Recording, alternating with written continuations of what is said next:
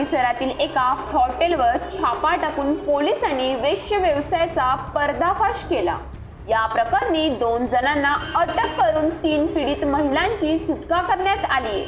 Tarapur MIDC मधील कॅम्पलिन नाका परिसरात असलेल्या हॉटेलमध्ये मंगळवारी वेश्या व्यवसाय सुरू असल्याची गोपनीय माहिती स्थानिक गुन्हे शाखेच्या पोलीस कर्मचाऱ्यांना मिळाली होती। त्यानुसार प्रभारी अधिकारी अनिल विभूते यांना याची माहिती दिल्यानंतर त्यांनी हॉटेलमध्ये एक बोगस गिराईक पाठवून वेश्या व्यवसाय सुरू असल्याची पडताळणी केली असता तथ्य असल्याचे आढळून आले।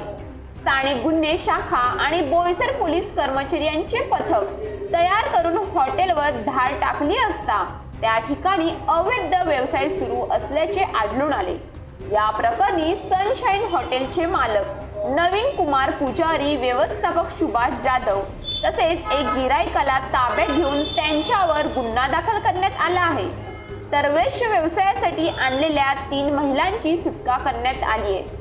ही कारवाई स्थानिक गुन्हे शाखेचे प्रभारी अधिकारी अनिल विभूते यांच्या नेतृत्वाखाली पोलीस उपनिरीक्षक सुनील ननावडे, हवालदार संदीप सूर्यवंशी, कैलास पाटील, नरेंद्र पाटील, बोईसर पोलीस ठाण्याच्या कर्मचारी पल्लवी कोल्हे तसेच पूजा सुतार यांनी पार पाडली।